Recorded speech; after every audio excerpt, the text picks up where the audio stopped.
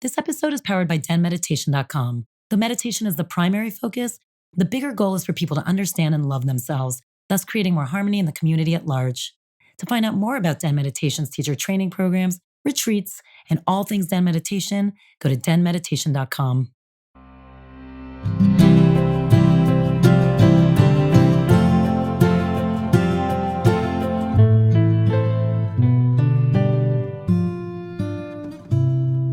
Welcome to DENtalks Podcast. This is Tal, your host and the founder of Den Meditation. We have William Padilla-Brown on today. He is a mycologist and a citizen scientist. He's doing incredible things with fungi, mushrooms, all of it, creating and recreating these ecosystems. He is so brilliant. This is what I love about it, but he is self-taught. And we talk so much in this episode, not only, yes, about mushrooms, and we go into that and understand more. And it was very explicit that I am a neophyte. And so I was asking some very basic questions. But beyond that, we actually talk about race. We talk about education. We talk about the need of having to expand beyond. We talk about constraints within society and what that means for all of us, and how then what the parallel is with nature, what nature has been providing the whole time, what the separation is between us and it.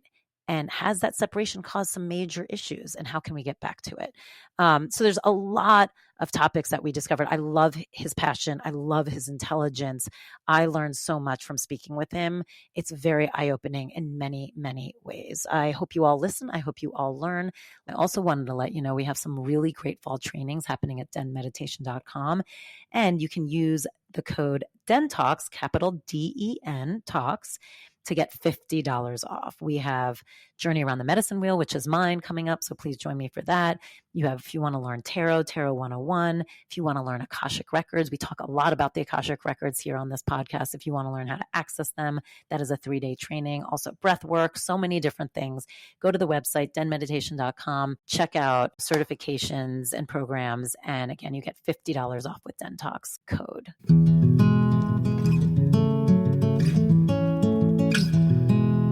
Hi, welcome. Thanks for having me. I'm warning you, I'm like a total novice, beginner, learning. I'm sure I'm going to ask you some questions that might make your eyes roll because they might sound super dumb. But I'm really intrigued and excited about what you do and want to know more. Right on. Well, I'm always here to answer whatever questions, It's good because I'm sure your audience may have similar questions. It's good to meet different audiences and meet people where they're at. I've had my head in my lane for so long that it's sometimes hard for me to remember what it was like not knowing the things that I know. You know what I mean? So, yeah. That's one of the things I wanted to ask you because it is so amazing where you've come. I mean, you're literally probably one of the preeminent. I mean, I feel like you could go be a professor anywhere that you wanted to now and teach mycology, right? In some ways, but you're self-taught. Yeah. Most of the things I know, I learned on my own. I did take a training with Fungi for the People back in 2015. It was 1 week of mushroom cultivation training and then 1 week of mycoremediation theory and application in Eugene, Oregon. Aside from that, I read some books and then made my way into a couple workshops with authors of different books or people that were experts in the field. Just tried everything at home, relied on YouTube heavily. Blogs, Facebook groups, super helpful. Internet has always been super helpful. But it's amazing. I mean, I feel like not only are you advancing, this area of fungi, right? But it's also you're advancing this idea of what education means. And I love that. Yeah, I've been trying to use my life as a model in as many ways as I can. To show people that there's a different way of living and there's different realities that are possible. I feel like a lot of people don't believe in things that they can't see or that they can't touch, and things that if you just tell them something. So I've been using my life to be an example of things that's just radically different. So I really wanted my life to exist as a big middle finger to the establishment, in the sense of like, nah, you don't need to go to college. Like I like used a stimulus check and taught myself how to do molecular biology. Now I'm teaching people DNA sequencing and DNA barcoding. Like took me a couple months to figure out how to do it with the proficiency of somebody that had been doing it for 4 years in college. So I'm just like, I want to move in a way that's just like, I don't want to be like, yo, fuck the government, fuck college, da da da da da. I just want my life to be, yo, just the way I live and what I just said. Like, why would you go spend tens of thousands of your dollars whenever that's not the world that we're living in anymore? Because William Padilla-Brown just did blah blah blah blah blah. You know what I mean? So Did you ever feel the pressure? Like, was there a moment where you made a choice, or was it just innate in you that you knew, or it just kind of grew? Like, I know I'm going to be fine. Or was there ever this pressure of like, do I want to go this way or that way? Or I can't go this way. What am I going to do? Like, what was it for you? Or was it just naturally you kind of found yourself over here and realized I never needed that? um there was pressure whenever my son was born. Whenever I was younger, Mm. my son was born whenever I was 20. So there was like pressure there because like I wanted the best for him, like any good parent will want the best for their child. And I was hyper aware of the realities of the society that we were born into and the politics around us and the food around us. Like back when my son was born, there wasn't even an organic section in the grocery stores around where we live. You had to drive like a ways away, or there was like one healthy grocery store, like the healthy grocer, but we called it the wealthy grocer. It doesn't even exist anymore, so Right. I don't feel bad calling it what it is. But like, it was like not affordable for regular, like for everyday consumers to be able to engage with this kind of stuff. So I had to like change my mindset from independent consumerism or from dependent consumerism to independent producer. Like, like I had to become a independent producer of the things that I needed until I made it real enough that a community could build around us, that we could do it, co-creatively, be co-creative producers. But yeah, that's what really galvanized it, like having a son. Otherwise, like, I don't know, my story's just been my story. Like I started like making music and teaching myself how to do like graphic design and music production on the computer when I was 13. I dropped out of high school when I was 16, 15. right? Yeah, so it was like I don't know, like I saw myself, I knew what I wanted, I knew who I was. Like there wasn't anything getting in the way of it. That was the most valuable thing to me. Like if you even listen to like my early music when I was a teenager, and like there was a lot of like, yo, young rebels, like find yourself, like fuck everything that's not what you need to be, like all this kind of stuff, like not knowing what it was that I would become, but like allowing myself the space to see and exist in that. Like I was like, no, I'm not gonna go to college. I'm not gonna rush into something I don't know what I'm doing. And I was telling my friends, I'll tell my peers this, and I have like a whole internet history of it for anybody that needs to tap in at wherever stage that they're at. But like I was telling all my peers the whole time, I'm just like, nah, don't go running into this system. We already don't like it. Like me and my friends as teenagers were like, yo, I don't like going to school like this. Like I don't I don't even know. Like I don't like participating in the world in this way. Like we're looking at the pollution in the world. We're looking at the qualms in the system that we live in, saying fuck the system, but like gearing up to just go run headfirst into it. Like I'm just like, nah. Talk a little bit more about that. You're saying you didn't like this, how you guys were going to school. Like, what did that feel like? What do you mean at that age? What were Man, like, school you felt just said like the jail. pollution. Like school felt like a boot camp or something. Like we went to public schools, and they keep dropping the credits in the public school system in the district that we went to public school in when I was in high school in Pennsylvania, because not enough kids can graduate out of the school. It was like so many kids in the class. We weren't really learning much. They're teaching us stuff that we don't really want to know. Like now it's a little bit cooler. Like now they got like hydroponics and like different types of sciences and things for kids to engage in more technically. But like a lot of kids would be in class like, I'm never gonna use this stuff. Why were you teaching me this? And like, in the reality of it is like where we live in central Pennsylvania, why are we receiving this standardized education when we live in Pennsylvania? And these are these kids know that they're gonna go do these work wherever they're gonna go work. This is the reality that we all live in. So like, why aren't we Hmm. learning how to be better in our situation? So like, we could just see like when you're young, it's like hard to it's hard to even understand the the depth or the intensity or why. It's more of like a feeling. Like it was just like, Were you craving more like hands on? Were you craving more like, because you just keep saying, how are we going to use it? Would it have been more like, give us something we're actually going to use, or teach it to us in a way that feels like an everyday usage? Yeah, so I personally had gone through like private school and public school and like a lot of different types of schooling, and I had gone through different school systems that actually were like enjoyable. Actually, I felt like I was like learning. I went to an international school in London, and like of course it was like super expensive, but like it was a good school. I had a good learning experience. I went to South Bank International School. The government put me in it whenever I was with my mom. My mom was working for the government, so they would like help us go to school and stuff like that when we were in different countries.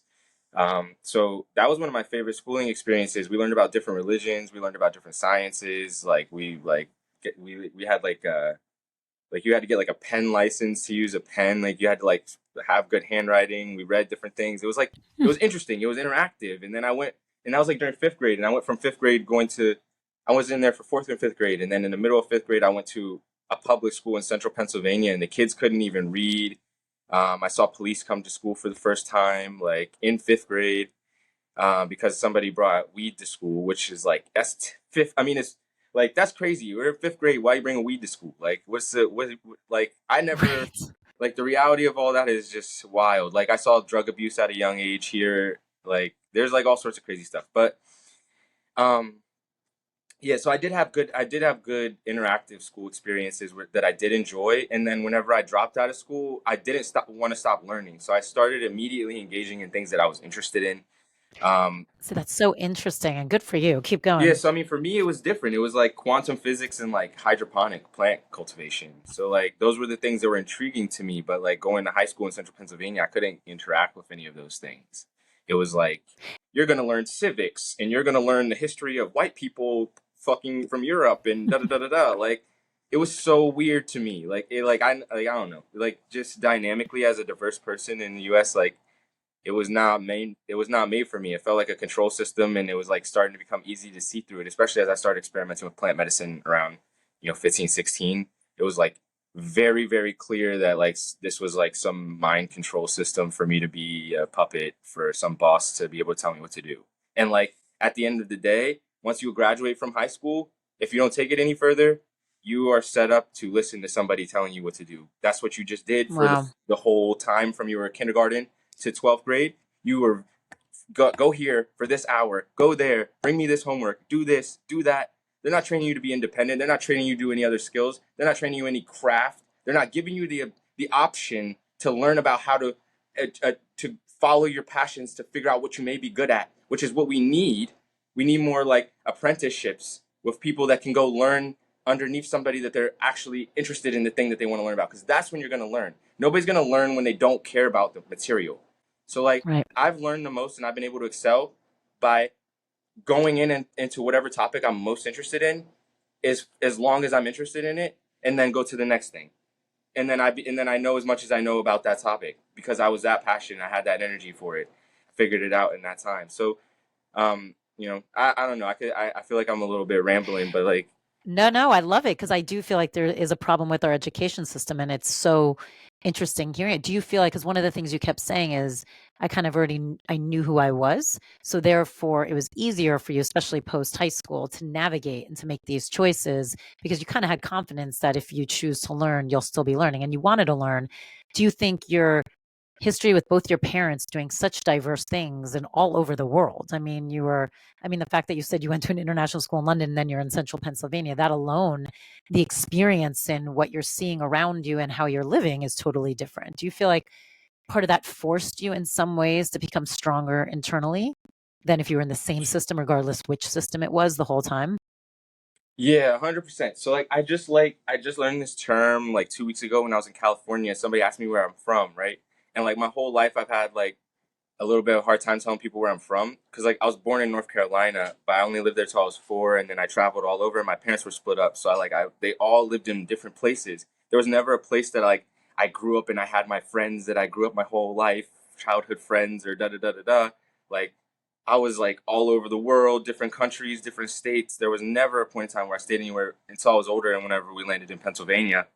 So I kind of like I was like, yeah, I was born in da da da da da, but I traveled all over. And he's like, oh, so you're a third culture kid. And I was like, what the I just heard this heck, phrase too. right? It's funny. Yeah, I was like, Yeah, keep going. Talk about it. yeah, so I mean, there's like a whole bunch of us that grew up in a global trade system. We grew up traveling around the world with our parents that are interacting in different countries and things like this, or traveling. So um, we're forced by our experience to like become different people. We have like different creature comforts because we don't have that same home experience like most people have. Like home is wherever we're at. You know what I mean? You got to be comfortable where you're at. So um, and then Mm. we a lot of times we're also able to interact with a large diversity of people because we've been able to like plop in and out of such diverse cultures and be able to interact with these people that like we can fit in a lot of different places. um and I've seen this also with people that like go to really good schools, like private schools or international schools or things like this, that they're able to engage in a lot more material. Like when you talk to them, you can talk about a lot more topics than people that like went The to a jack of public all school. trades. Cause like, yeah, cause like during the schooling, they try and like in good schools, they try and see what you're good at and give you the opportunity to engage with a lot of different things. So when you go in the world, it's like, you know a little bit about a lot, you know a lot, like a little bit about a lot of things instead of like a lot about a little bit of things. Um, Mm-hmm. so it's easy to engage with a lot. So for me, like I had went to uh like a Montessori school in Maryland when I was really little. I went to a Catholic school. I got kicked out of that when I was really little. I went to a couple different types of public schools, and like my mom did this thing because like just like on some real. I keep it as real as possible, so it's most relatable because I don't like to like front or make fake about Please. anything. Like We don't do that yeah, here. when my mom would be in the U.S., the government didn't pay her as much money, so she couldn't afford for us to go to good schools. But she didn't want us to like have a gap in our education since we got to go to good schools in different countries. So she would Isn't try that and like crazy? right.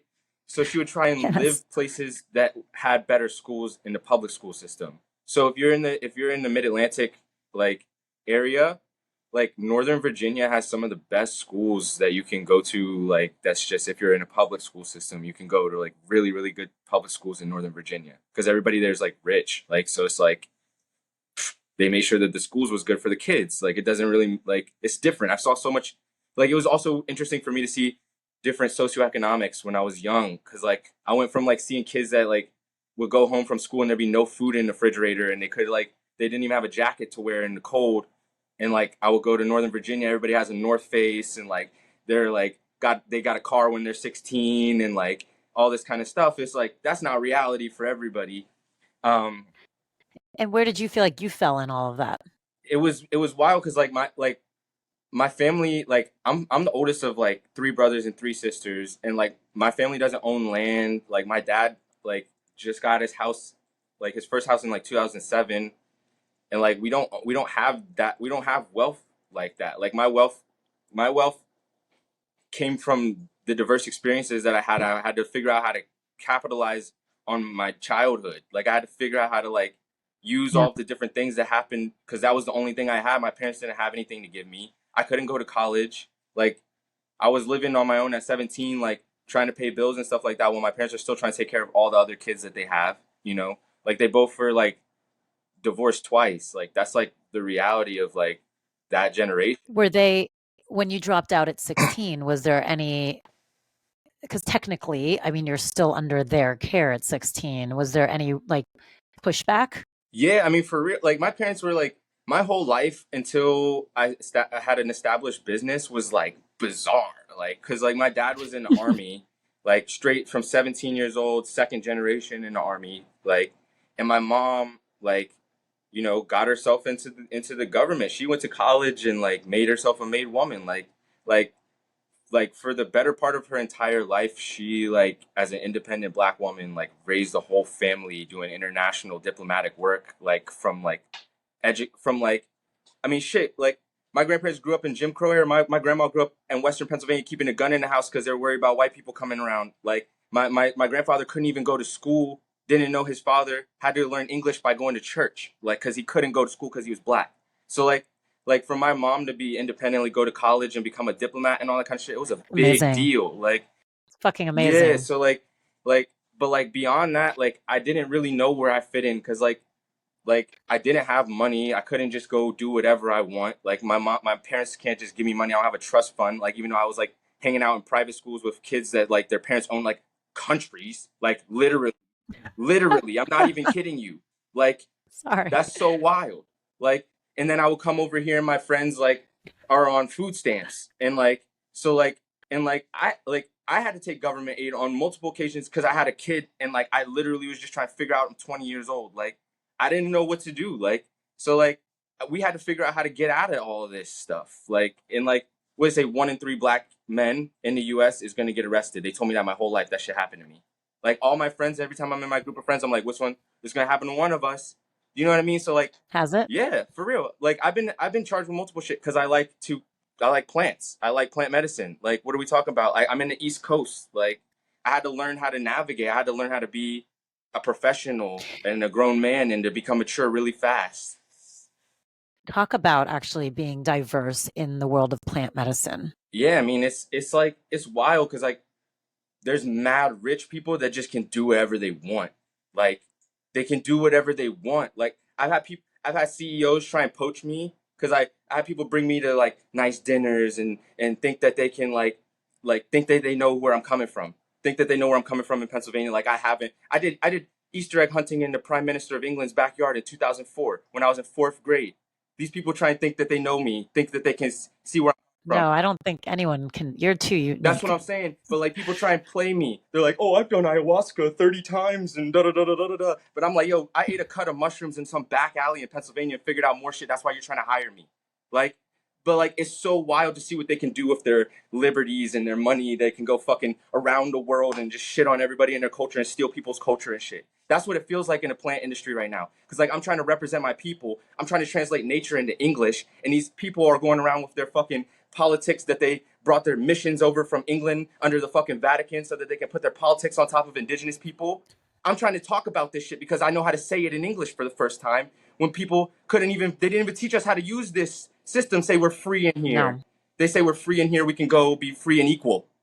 But like now we're educated enough to use this shit and tell people what it's really like. And it's like, I feel like it's like this weird frontier where like we're butting heads with this crazy colonial fucking zombie with the real live plant medicine right now. Like that's what it feels So like. let me explain to the audience a little bit and correct me if I'm wrong. I think what you're referring to is you are the first person who actually, because most of anything studied in this area was from China, right? Or Asia, correct? And you're the first person who could actually bring English words to this study. So you know more, your point is, and you're really the only one, at least back then, who knows a lot of this shit. But you feel like it's like you say, like the colonialists coming in, trying to kind of steal it, but yet you're the one who holds the wisdom. Nah, I don't even feel like I'm the one. Like I did some work with cordyceps and like I don't know if that's what you're referring to is the extent of like this the translation from Asian stuff. Like I did some work with cordyceps, bringing cordyceps into cultivation. Like it's like it's bigger than me. It's bigger than me. It's a whole movement right now of people that are figuring out how to engage with what we are and what we're doing in a system that's not ours of commodification of nature. Like we're coming from as indigenous Right. people, as people that have been interacting with the land, like like and like I Mm. speak on that end if anybody's questioning because like people all like to think all sorts of things. Like a lot of times think that my mom is white and my dad's black. My dad is Puerto Rican, indigenous Puerto Rican mixed with colonialist Portuguese. My mom is African American of Nigerian descent, Bantu peoples. Like so it's like when I say of indigenous stuff, I'm talking like Puerto Rican to my attachment to that. But I've been talking with indigenous people. I've been working with indigenous people. I've been talking with all my people, like my people that have been utilized for our understanding of nature. Like I was like my Right. family was brought over as slaves because we understood nature because people from Europe didn't know how to work the land here. Like Yep. so it's like what I'm trying to say beyond that like, it's not like I'm the one that understands this stuff. It's like my Yep. people understand this stuff, but like nobody taught us how to interact with this social system using this language Got it. with these banks and this like we had to figure this shit out. And like and like also have to understand and value ourselves because a lot of us have been like bastardized and a lot of us like want to wear the colonial thing like it's a cool thing. Like we want to be part of that But shit because it's like, it's interesting, and thank you for clarifying what you mean by we people, because I think it's hugely clarifying and interesting because beyond even the roots where it comes from, there is just this idea of those who communicate and live within and really understand nature in a deeper way. Like you say, I was going to ask you this earlier, kind of how you talk about this individuality and find yourself. I was going to almost say, where do you see yourself within the plant life? Like, how do you see yourself represented in the way it grows? Because it feels like there's its own community, right? And its own, it's almost like microcosms that match each other in some ways. And I think what you're saying is so interesting and correct. It's like there's this innate understanding because when you live and breathe it for centuries and centuries and continue to live within it in an honorable way, and by honorable meaning like both sides respecting each other, the land and you and the land. I could see when the business gets involved, how do you merge that? And it feels like that's what you're saying can be a little bit of yeah. the struggle. Yeah, so that's why I've been focused on ecologically regenerative, sustainable micro industries so that the way that we make money is beneficial to the ecology and not detrimental to the ecology in the way that a lot of these macro industries that we rely on destroy the environment and our souls Yes. whenever we interact with them. So I wanted to be able to make money in a way that was good for the environment and good for the social systems. So that's why I made my business the way that I made my business. And when you ask about where I see myself with the plants, like a lot of people say, like psychedelics will induce nature relatedness. And there's a lot of peer reviewed research papers focused on this topic of nature relatedness around plant medicine. I started using cannabis when I was 15, and the only reason I stopped is because I got arrested and they put me on P-test for 3 fucking years. But ever since then, cannabis, that's my vibe. And I've used all these different plant medicines. And when I got deep into the psychedelics, I was able to tap into my history because there's an unbroken chain of living entities that leads to you. There's an unbroken chain of bodies. There's an unbroken chain of life, of people that had to live, of whatever came before them that had to live and give birth to you. And that information is part of who we are. That's our DNA. That's who we are. And I'm deep in these psychedelics, and I'm like, this is familiar. My family knows this experience. And it took me until I found out about cajoba in Puerto Rico that the indigenous people were blowing one of the most potent psychedelic plants up their nose on a regular. So I'm just like, oh, until somebody came on their boat to our island 500 years ago and stopped it, we was tapped all the way into nature doing these psychedelics like deep. And people think like high dose psychedelics is like, whoa, like you took that much psychedelics? Because a little bit of psychedelics in this social system will make you lose your mind because of how fucked up it is. And then everybody talks about integration. Like everybody needs to have integration after they trip because it was so bizarre what they saw. No, what's so bizarre is that you try and go back in the living in something that's fucking up nature so bad when you just felt so related to nature. So for me, where I'm going with this is that feeling of nature relatedness that people feel on psychedelics. That's what I identify with. I identify as a part of nature. I believe that we all have an ecological purpose. I believe that we all have an ecological function. There's a reason why our genetics exist in the environment, why our genetics exist in reality, and it's for us to figure out. But I believe that we have a function. So whenever I go in nature, I look at nature, I see the plants, I see the tree doing the thing that the tree's doing. I see the oak tree being the oak tree. I see the squirrel planting the nut. I see the woodpecker transferring this. I see the birds putting the algae into the water on their legs. I see all of these dynamic interactions and how the you don't have to tell the deer to be the deer. You don't have to tell the squirrel to do the squirrel thing. But for some reason, we started to diverge in our psychology and forget how to be ourselves. That's interesting. Someone has to tell us how to do the human thing. Yeah, right? That's interesting. Talk about you say it's well, I have so many questions off of that. You said a few things with the psychedelics. What I feel like I love what you're saying is you feel that connection with nature and that vibration of nature within you at all times, whether you're dosing or not dosing. If you wake up, I use you're cannabis more. That is. Yeah, and it helps me. Say that again. I Sorry. use cannabis every day. It helps me with that. I don't want to cut you off though. No, that's fine. Well, you're answering the question, which is great. So it helps you with that. But what I love what you were saying is this idea for some people, it's kind of like that brings you more to your natural home state. And the problem is when everyone talks about this integration, it's this idea that our home state is this disconnect that we live in every day. And really, it's a huge disconnect every day. And if we could all, and using the help of, you're saying cannabis and mushrooms helps you actually reconnect to that natural state that is yours to reclaim to begin with. And I want to clarify something that I Please. found within myself, because I've been on a deep journey of self-discovery for a long time, and cannabis has been the one thing where I've like had this question all the time, like can I just be like, I'm trying to find balance in my own biochemistry, because I know that I can exist without anything else besides just the water that I need and the food that I need. Like, I don't want to have to rely on anything to feel all right like that. Like, without cannabis I feel slightly depressed, and I know why, though. I've been able to identify this. I've gone through different therapy throughout my life. My parents put me through psychology, therapy, all this kind of stuff. So I've like seen different methodologies of diagnosing mental ailments and things. But I've looked into myself also, even with the psychedelic, and come to the understanding that I am slightly depressed because I'm living in an oppressive system, a colonial system, where I have to participate in white supremacy by engaging with it. I have to use this language that doesn't belong to any of my peoples. I have to use this money that's made up. I have to use these roads that Ford made in his brilliant grand master plan. I have to use all of these things that's not representative of me, but I have to do it until I can create enough wealth to diverge myself from it. There's no other way I can conceive unless I just go run into the forest. But then I can't take my whole family like that.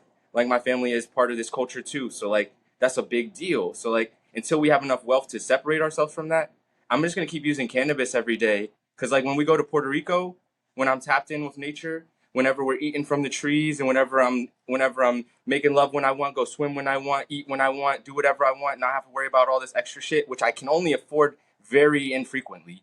I don't need to smoke cannabis the way I need to smoke cannabis, because I feel good. I'm able to produce that natural biochemistry that makes me feel the way I need to feel alignment.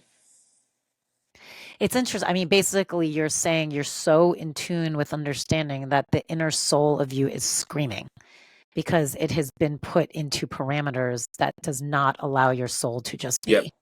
So it's like you are screaming every day. And when your soul can't burst out like that and be itself, the cannabis is what at least It's a helps you. pacifier. Yes. That's interesting because but how interesting, like you said, you've done enough self-discovery that you yourself have figured out what it is, and everyone has their own constraints and are not living true to themselves. You say we all have a connection, like it goes back to your people. One of the things I always like to teach about sometimes is I always say, like, go back in your lineage and go back and back. And I mean, beyond the lineage we know of or can conceive of, not the family trees, not the stuff. I was like, go back because all of us come from some man or woman that lived off the land, like lived off the land, understood how to, like, their entire environment and way of being was a connection to the land. And I always say, like, try and reconnect with that, because that, like what you were saying, for so many of us, that wisdom is so latent, if not completely hiding. And it's interesting what you do, because it feels like you have really kind of understand that. And it's like, and you understand one of the ways to get people to kind of go down that passage again. Yeah, I mean, like, a lot of it is like a lot of people, I don't think that everybody needs to interact with psychedelics. Like, I don't think everybody needs to interact with plant medicine. There's a big push in the whole community. It's like everybody needs to, the state of the earth, da da da da da. But I think that there's those of us in our social systems, our social settings, that are capable of handling deep experiences and deep self-reflection in ways that the way that we exist translates that into our community. So Yep. we're able to create a lot of events and hold a lot of space for different realities, to emerge. So like, we host as many events as we can. We're doing 3-day events. We're doing forays. We're creating products. We're creating ways for people to engage with a different way of living. like, and to spend time in it, and to make livings in it, to exchange wealth in it. I was very fortunate to, whenever I first was introduced to permaculture, I was introduced by a group of individuals that had been following the teachings of a local philosopher named Charles Eisenstein. He wrote a book called The Ascent of Humanity, and he also wrote a book called Sacred Economics, which focused on gift economics and trade and barter systems. And there was a group of people that was like 20 years older than me that was savvy with this alternative economic systems, that was able to like surround me with that. And like a lot of people, like just like I said from the beginning, a lot of people don't believe in things that they can't see. So when you come tell them that a new world is possible and that we could live off the land and that things could be sustainable and things could be regenerative, and they're like, that's a fantasy, until you show them in real life in front of their face that you're able to do it and you're able to make a living off of it. And, that's what's real. So we try and create these spaces for more people to be able to engage with this so they can learn how to engage with it and take it home. So we like do these 3-day educational festivals with like live music and live art and like speakers from all around the world, like educators that are teaching like workshops where you can like interact with them, ask them questions like, how do you live? Like, what is it like where you're living? Like, how did you build this system? Like this is how I built this system. This is exactly how you do this new technique. So people can then take that home, maybe like start interacting with their water a different way, start interacting with their food a different way, start interacting with their clothes a different way. So that's the energy that we're. How do you interact with your food? We grow as much of our food as we can. We forage as much as food as we can. I try and move with the great foods of our nation. So like we have like great harvests in our nation, like the wild rice of Minnesota, that the native peoples have, the rice to the lake rice in Minnesota. We try and go up there and interact with that in the summertime because it happens during our migration. Then we usually go west to Colorado in August. I'm a big proponent of migration. I think that state lines and borders and property lines and all this kinds of things is an inhibitor of natural migration processes. But that's just a whole nother thing. That's a whole rabbit hole that people are going to get real sensitive about, talking about private land. I'm trying to get some private land, so what I mean, whatever. So we go get the Minnesota wild rice, the goji berries in Arizona. That's a big deal. Like I harvested a bunch of those goji berries in Arizona. We have our native goji berries in Arizona. The goji berry is the center of the Chinese medicine wheel. It's a super food. It's a super powerhouse food. So I try and interact with the ones that we have here. We get insane porcini in the Rocky Mountains. That's a big food source for us. We have a bunch of that dried that we're interacting with. We're going to be incorporating into different products.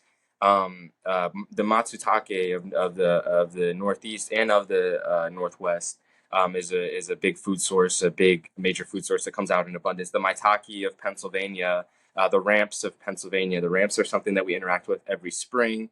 It's super beneficial for all of the antihistamines and all of the beneficials for immune support, especially coming out of spring into all of the new molecules in the air and out of winter into all the new molecules in the air in the spring. The ramps are like the perfect anti-allergy medicine. It comes out, so we interact with that a lot.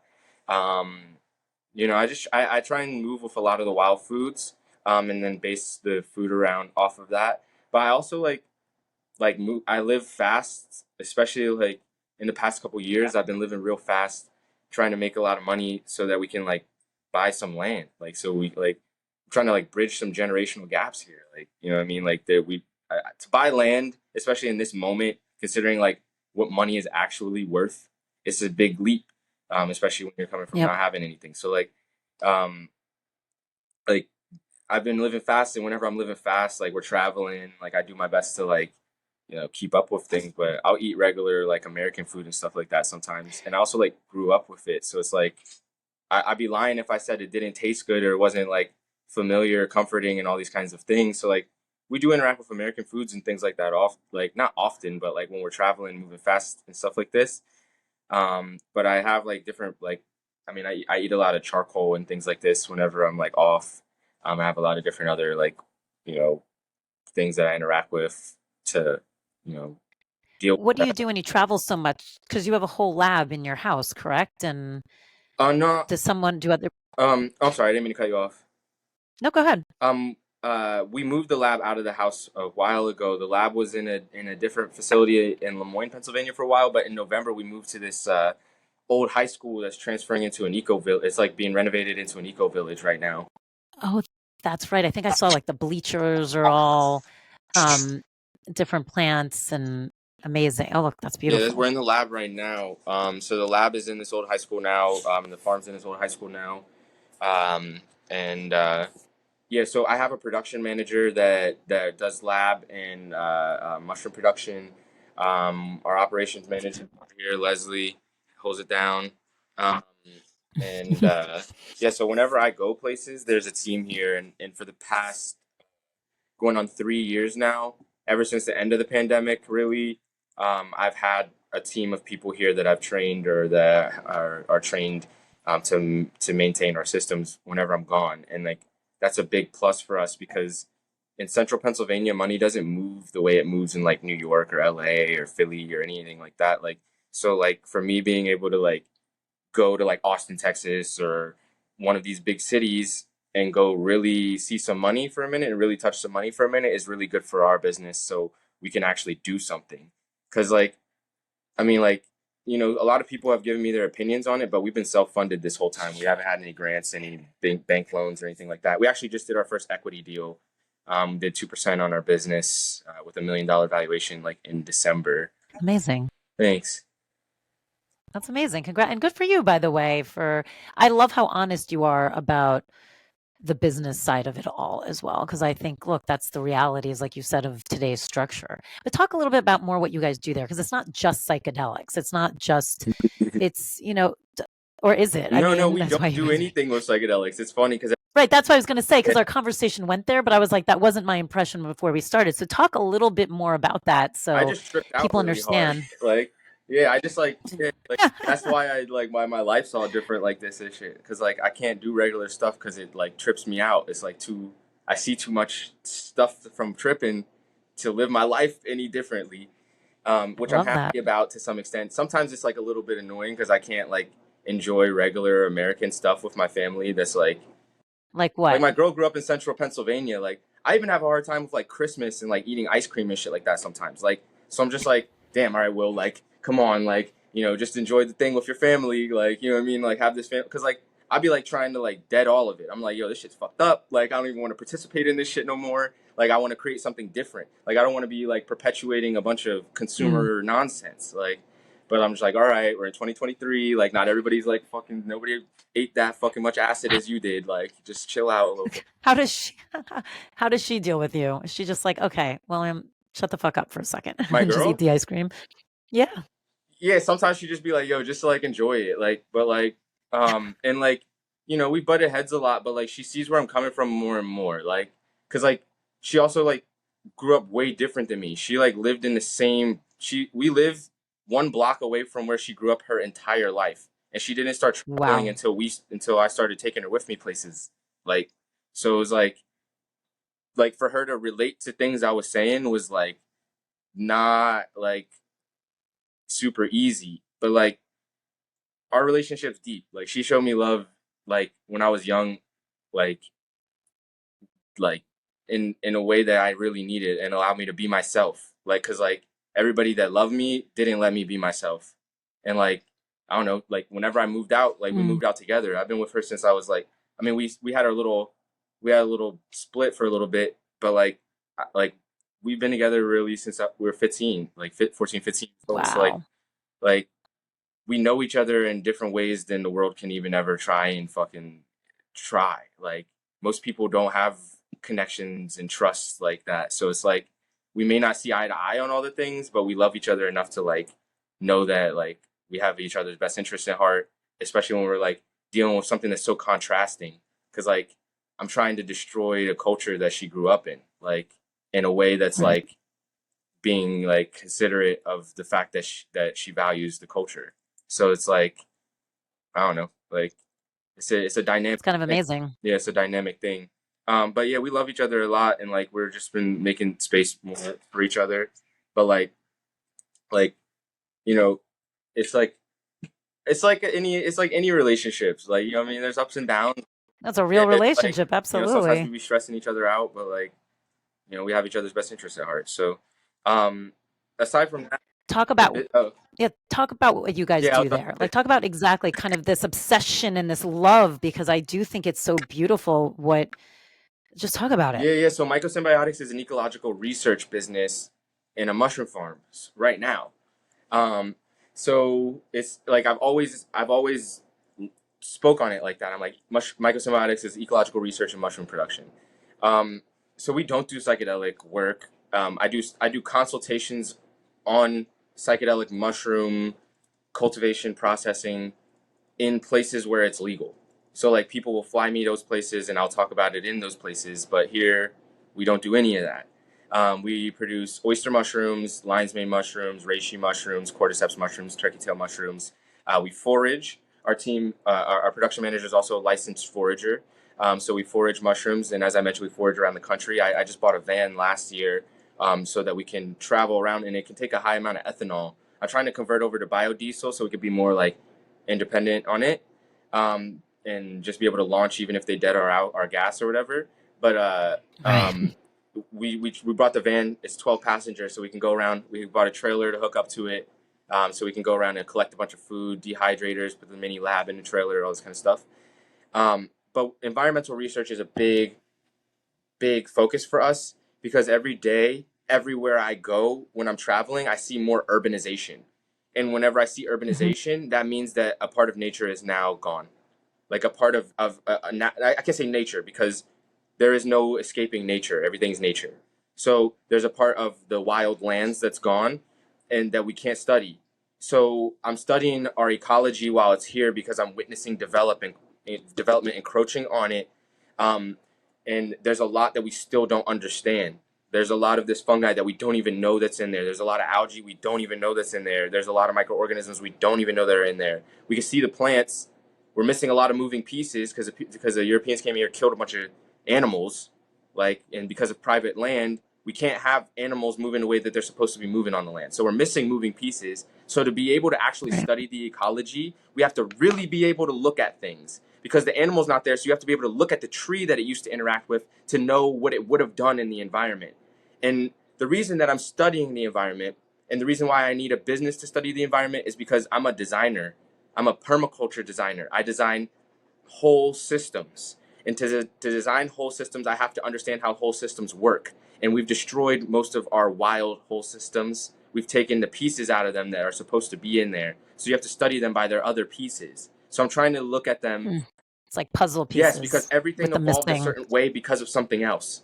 And there's trees in Pennsylvania that evolved around giant sloths that don't exist here anymore. That's not even because of humans. That's something even the giant sloths haven't been here since like Ice Age times. But like you can look at the tree and understand how the sloth was interacting with these trees that have giant spikes on the bark of them, or these giant beans that hang off of it, or like the we have this big green apple thing that's not really edible by anything here.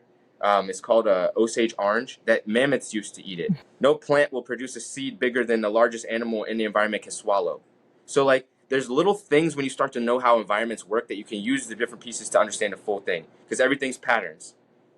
So we're studying it. We're trying to make a place where people can study the environment. We have microscopes, we have DNA sequencers, we have uh, potential to culture all sorts of different kinds of organisms, from fungi to algae to plants, tissue culture, and then we have cryopreservation, which we're going to be amplifying on this year, so that we can freeze the different pieces of the puzzle. So just in case it gets destroyed, we have it to bring it back into the environment. So that's a big emphasis on what we do. Aside from that, the things that people can actually interact with. We grow our mushrooms, like our lion's mane, reishi, cordyceps, turkey tail. We make extracts with them. We actually have an extract class. We've been working on figuring out best practices for extracting these mushrooms. So we have some extraction going on over here. I can even just show you quickly. Um, Cool. And what do you feel about as you're walking there about the idea of extractions? Because there's been, for a year. Oh, that's so cool. Wow, look at that. There's all these, different companies that have like lion's mane tea and shaga tea and stuff like that. What are your opinions on capsules or things when people are trying to bring these things into their diet? just make sure you ask your whoever you're buying it from, if where the mushrooms come from. Um, Try and understand your chain of custody. Um, do they grow the mushrooms? How are they extracting them? Um, these are things that are good to know. Um, that's a whole deep conversation. Um, and it could be like a whole hour long conversation just on that, because it's like certain mushrooms need to be extracted in different ways. Like we're finding out that certain mushrooms won't even yield their components into alcohol or to water, or maybe they need a little bit of vinegar, or beyond this So there's temperature, it's not gonna work. Or like so there's a chance people are buying these capsules and it's doing absolutely shit. they're oftentimes doing something. There's a cocktail of beneficial compounds in a lot of these mushrooms, but some of them are very volatile. Like some of the beneficial compounds in lion's mane are like aromatic compounds that will volatilize off in high temperatures. So like it's like something that you need to eat like it's close to it fresh to be able to get that full spectrum of like they researched it for this. Like, well, you have to be able to consume it this way, like fresh, or else that compound is not even there anymore. So there's all these things that we're starting to learn and develop, guides for. But this is a process. We're hoping to get some grant funding to be able to like make a lot of this information more publicly available in a reasonable amount of time. So for me, I think the best thing to know if you're a consumer is like if the mushrooms are grown by the person that's producing it, or they know who grew it, and make sure they're dedicated to what they're doing. Like I would only buy extracts from somebody that's all like that's what they're doing. Like they have like a whole dedicated like staff for it, or like that's like their whole MO is like doing extracts, because like they care about it. They care about what they're doing. When it's just some pop-up company that like was able to get into Whole Foods all over the whole US real quick, like I would be questionable of how they did that whenever 80% of the world's mushrooms come from China and there's not enough domestic production in the US to fulfill orders like that right now. So who did that? How? That's interesting. So you know what I'm saying? Like it's just like little things like that. There's a whole like debate of like mycelium versus mushrooms, because mycelium products are the only things being produced at scale enough in the US to be able to be on shelves like that, like by companies like Ohm or Fungi Perfecti. Mycelium in some occasions has more bioactive compounds than the fruiting bodies. And I'm not saying, and it's also vice versa. There's sometimes when actual mushrooms has more compounds than the mycelium. In traditional Chinese medicine, you'll see that they will use the root, the fruit, the leaf, the stem of one plant together, Different and they'll use things. them for different things, but they'll also combine them together. So I think that because we can interact with mycelium like this, like there's not been many cultures in the world that have been able to actually eat mycelium like this and gain all these benefits. I think it's cool that we can put them together. So, Talk about, because you do DNA sequencing as well, right? yeah, we do DNA sequencing, DNA barcoding here. Yep. And so what does that do? Does that allow you to talk about why you do that? We do it for identification of different species. So there's some species that may be hard to identify, or maybe have never been described by science before. So it's good to have their DNA sequence as a reference. So we use DNA barcodes. Like it's like there's in science we've picked which genes we use for plants, which genes we use for fungi, which genes we use for animals. So like every animal has a specific gene that's different for each species, that we call it their barcode. So we just use it to identify them. So when we can catalog what organisms are where in the world, and we maybe have the potential to describe some. So it's important for describing organisms to have their DNA barcode. Also, we can detect pathogens in the environment. We can detect viruses in the environment. We can do biosecurity, so we can like test products to see if it's the right thing that's actually in there. You can say like, oh, somebody said this mushroom is in this product. Well, the DNA barcode said that it's actually this mushroom. It's not the mushroom you said it was. This happens a lot of times with like sushi. Wow. Like most sushi is not the right fish that they said it is. So if you have a lab that's accessible to you, you can have them run a survey on all of the local grocery stores, and you can say, hey, this grocery store, that grocery store, da da da da da. Those are the ones that's not telling you what the right fish is, and you can hold them accountable to it, or you can just like not shop there. Now, can people use that? Like, because I know you teach it. Can people use that power for bad? Meaning, like using the DNA sequencing. Are there ways to start? I mean, like you can use a hammer to build a house or knock somebody upside the head. Like, same with anything. that's just reality. And I chose to understand molecular biology because we live in a world that's about to be consumed by it all. Like, all right, so like when I was younger and I'm in the gardening communities and everything, I was really interested in DNA, and everybody's like, "Oh no, GMOs, you don't want to, DNA stuff is weird." All this kind of stuff. Everybody was like deterring me from it, but I'm like, we're going to live in a future where almost everything's genetically engineered, and there's no way around it because people are just doing this in their garage, and it's going to go interbreed with everything that's already existing. There's already so many GMO plants that they've already mixed their seeds into the germ lines of any of those crops forever. The rest of history are going to have that. Right. It's already tainted Yeah. it. So like, I was like, I'd rather know about how to work with DNA and what DNA science is, because I'm going to be in a world of people talking about it on the news or talking about it, and I will not even know what they're saying if I don't know. Like, as soon as COVID happened, I was like, oh fuck, I'm glad I know what a PCR is. I'm glad I know what molecular biology is, because they're talking a bunch of stuff. And if I didn't know if I didn't know, then it would be easy for somebody to say things that they could tell me anything, because I don't know. So you know what I mean? Like, I was like, I'd rather live in a world where I know, because it's about to be surrounded by this kind of stuff. But so yeah, When people could use when it you for go when you go back to like your childhood, when do you feel like you started to notice this kind of different passion or interaction? Because you're But saying you were a kid, like in the garden places, and you're like, I want to know about the DNA. Like, when do you kind of, like, when you look back, are there just times you remember when I was born, feeling when you were born? I can Talk about remember that. most of my life. My mom thinks it's kind of weird. I used to say weird stuff when I was really little. She wrote in her diary, like when I first started to talk, I like look up in the sky, say weird shit. Um, Like what? I don't fucking know. You have to ask her diary. You know what I mean? Like, I have my mom on the podcast. My mom does TED Talks. I will. Um, She'll be the next one. yeah, but I remember like a lot of stuff from when I was really little in my grandparents' house specifically, because I only lived in my grandparents' house for the first 4 years of my life, before my mom was done with college. Like first three and some change. Like, but like I remember being in there, like, like weirded out by space, like by like things being far away from me, and like I would always be like looking at things with my fingers, like trying to see why different things look different sizes far away, especially people's heads, because like I knew that your head was big, but I was like, why does it look tiny if it's not even that far away? And like I would always like open the door and close the door because I didn't think that anything existed outside of what I could see. And especially my parents, like they would just call on the phone, and I didn't think anything existed outside what I could see or hear. So like I think it was just black, and like I would play with it. I was like trying to see if I could open the door and see black, or if it would just be something would just appear. Like, so I was like playing with reality my whole life. Like I was like, what is this? Why am I Wow. experiencing anything to begin with?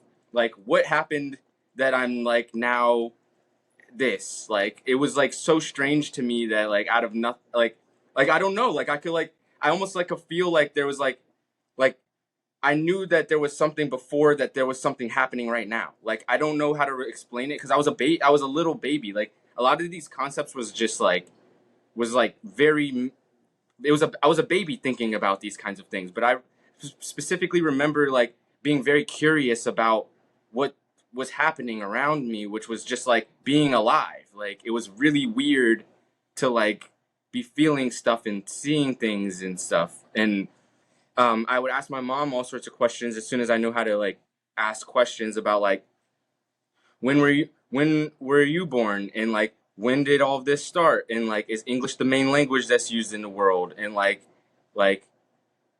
I don't know. Then they put me in church, so then that like so people tried to answer my philosophical questions, but they didn't. That's why I got kicked out of Catholic school, because like people were trying to answer Because it didn't philosophical jive for questions, but you. they gave me bad answers that didn't make sense.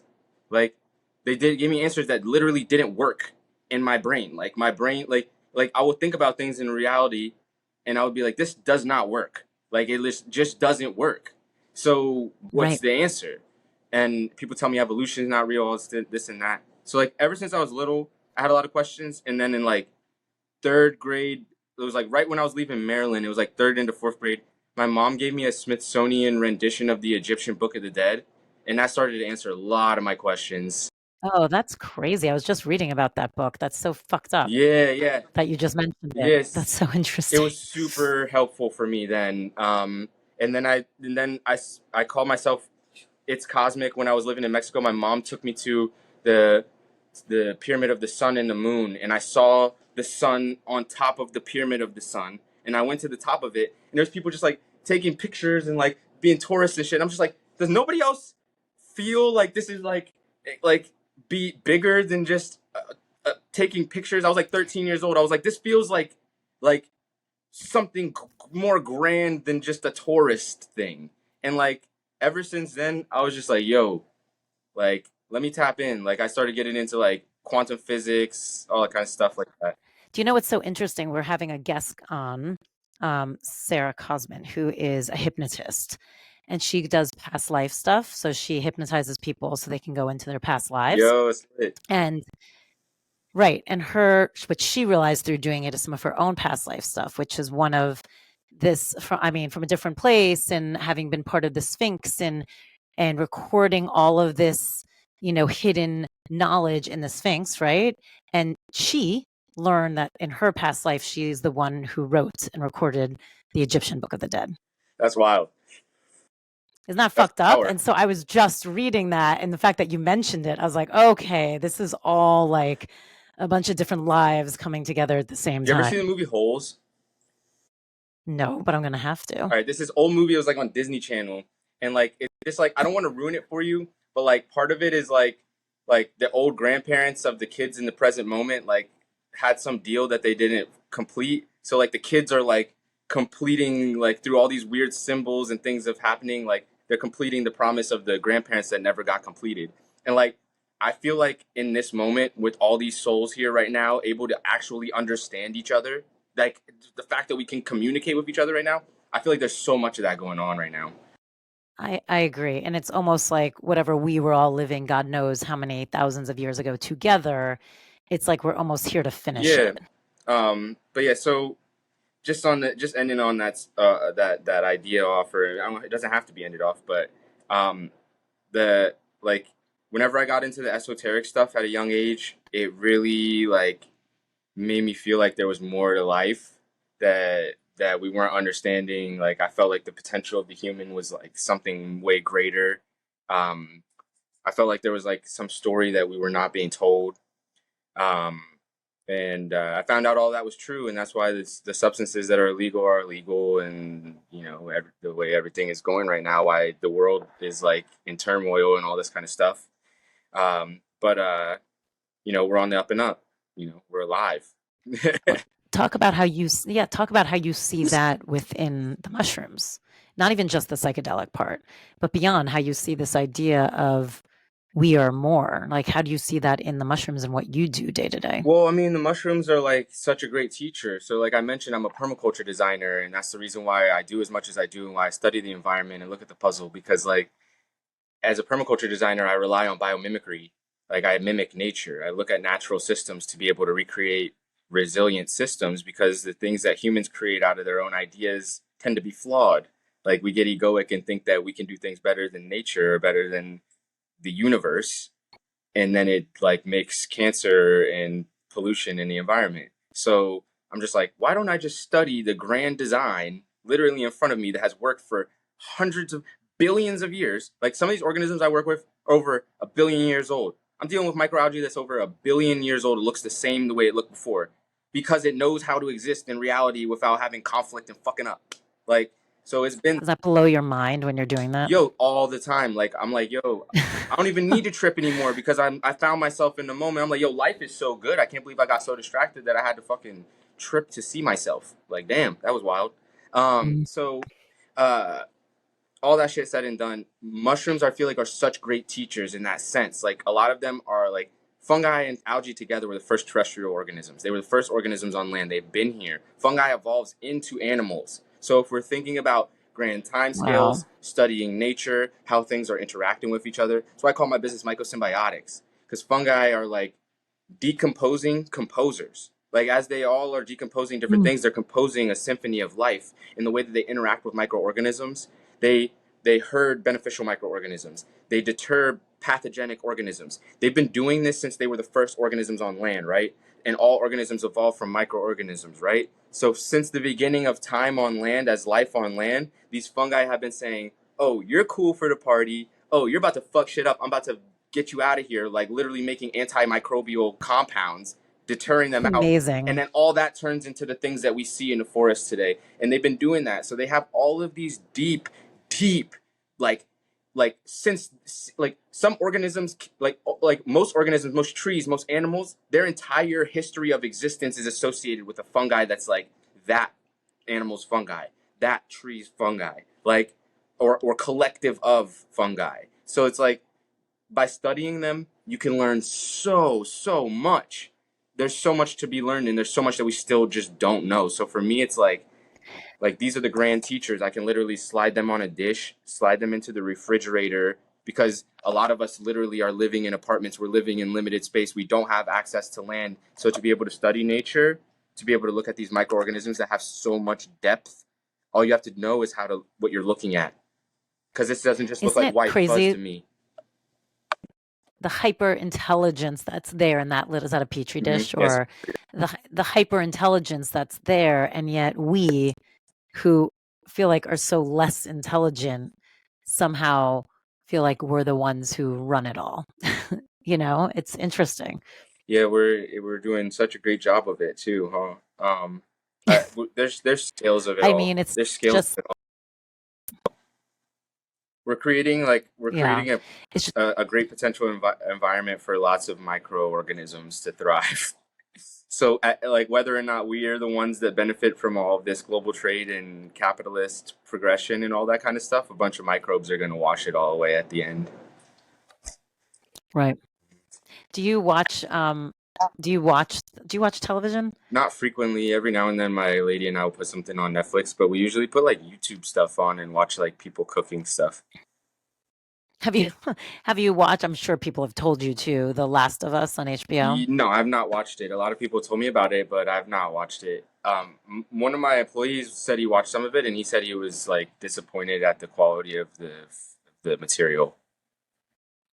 Well, I'm curious because it is all about Cordyceps. the fungus. Yeah, the cordyceps, but it's through people instead of, doesn't normally happen in different insects and stuff. Like it can go into ants or spiders. Yeah. But it was interesting because only when I did more research on it to talk to you, I was like, oh, now some of the visuals made sense of like literally like things growing through the mouth and through the head and through the back. But it's so interesting that someone took kind of, again, hyper intelligence of this thing that you don't necessarily see if you're just walking with your head held up. And now it became a TV show. Yeah, it's wild.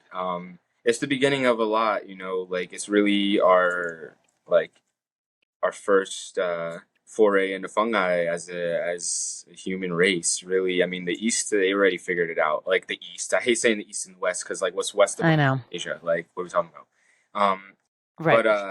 But the people in the Asian countries with their philosophies and their ideologies being more conducive of natural connection versus like Catholicism that bastardized paganism and nature connectedness and all this kind of stuff, they were more inclined to communicate with mushrooms. That's why they farm most of the mushrooms in the world and have fungi.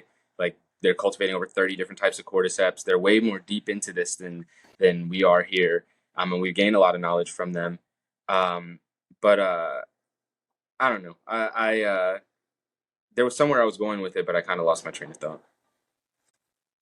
Well, look, you are amazing. This has been fascinating. I feel like we've covered so much, and I love what you're doing. Keep doing it. And not only thank you because you're also like how we started this, you're an incredible example to remind people that you don't have to do it the way we're told we have to do it. Just like it's about, it's kind of like be the fungi, right? Grow and see where you grow. Yeah, let yourself be. Let yourself be. See what you're capable of. Yeah. Well, thank you. I appreciate it. Yeah, my pleasure. Thanks for giving me a platform.